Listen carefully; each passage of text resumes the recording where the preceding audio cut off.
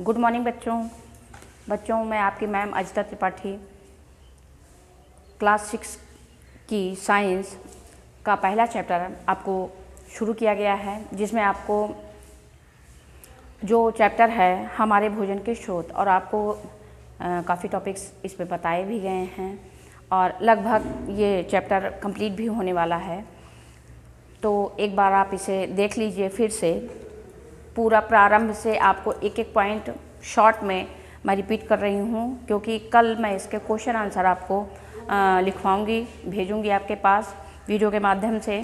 तो चलिए चलते हैं। तो सबसे पहला जो इसमें बच्चों आपका चैप्टर है हमारे भोजन के स्रोत, यानी कि यहाँ पर भोजन की बात है। इस चैप्टर में आपको पूरा भोजन के बारे में बताया गया है कि भोजन के क्या कार्य हैं। तो बच्चों, भोजन का कार्य मुख्य रूप से हमारी शारीरिक वृद्धि, विकास, रोगों की रोकथाम, टूटे फूटे ऊतकों और कोशिकाओं की मरम्मत, इनके लिए भोजन उपयोगी होता है। यानी जैसा हम भोजन करते हैं हमारे शरीर की वृद्धि, विकास और हमारी रोगों से लड़ने की क्षमता उतनी ही वैसी ही होती है जैसा हम भोजन करते हैं।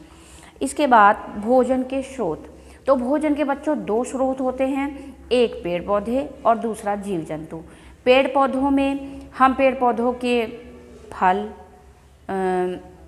फूल, पत्तियाँ, जड़, तना भोजन के रूप में पौधे के अलग अलग भागों को कभी फल के रूप में, कभी सब्जियों के रूप में, कभी अनाजों के रूप में, कभी दालों के रूप में इनका सेवन करते हैं।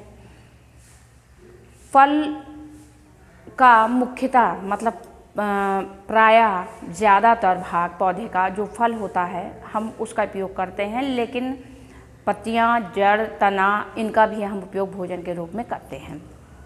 अब बच्चों, जीव जंतु की बात। जीव जंतु भी हमारे भोजन के स्रोत हैं।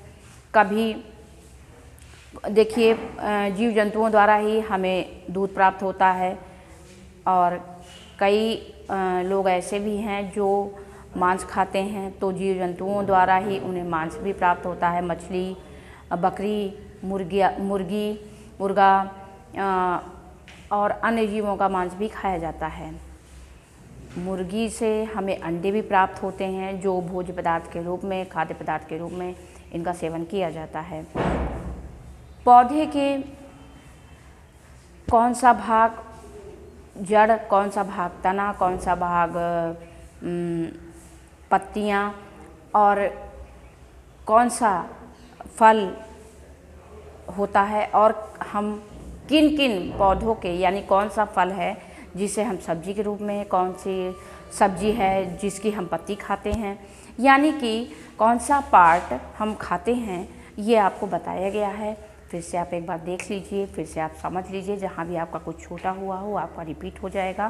कि जड़ में हम मूली, गाजर और सलजम ये जड़ें हैं। इसके अलावा तना, अदरक, केला, आलू, लहसुन और प्याज, ये सभी तने के अंतर्गत आते हैं और इनको हम भोज्य पदार्थ के रूप में इनका हम सेवन करते हैं।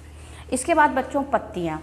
पत्तियों को देखिए, पालक पत्ती है जिसको हम सब्जी के रूप में इसका उपयोग करते हैं। इसके अतिरिक्त हम जो पुदीना होता है उसको भी खाद्य पदार्थ के रूप में इसका सेवन करते हैं, और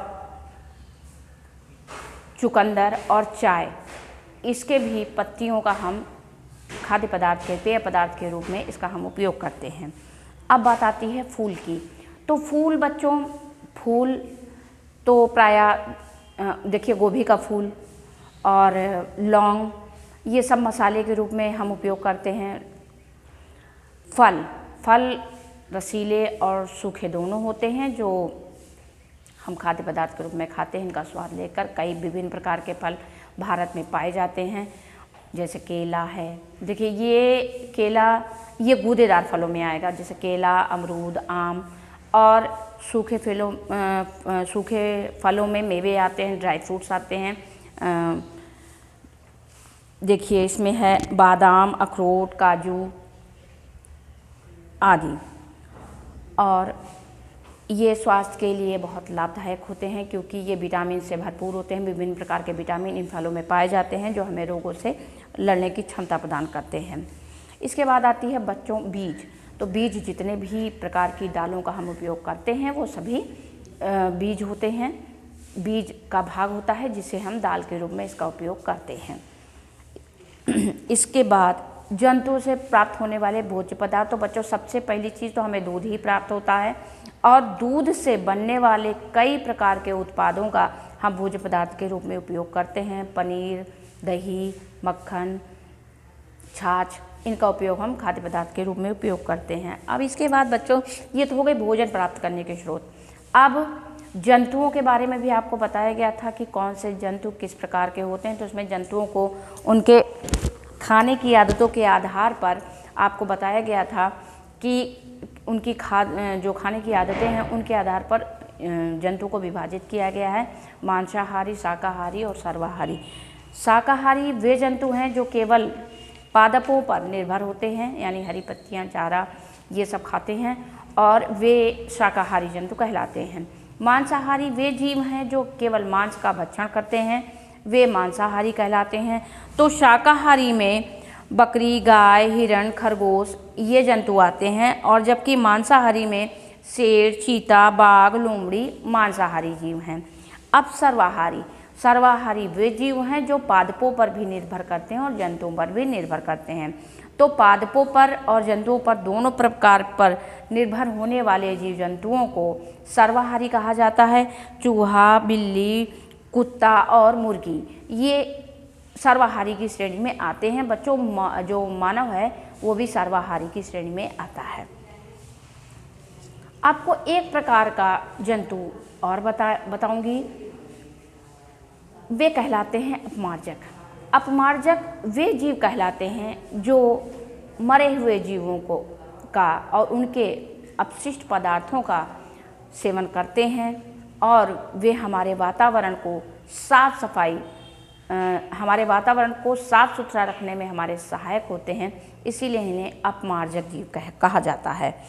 और मुख्य रूप से गिद्ध और गीदड़ ये अपमार्जक जीव हैं जो हमारे वातावरण को साफ करते हैं, मरे हुए जीव जंतुओं को, उनके अपशिष्ट पदार्थों को खाकर हमारे पर्यावरण को साफ सुथरा करते हैं।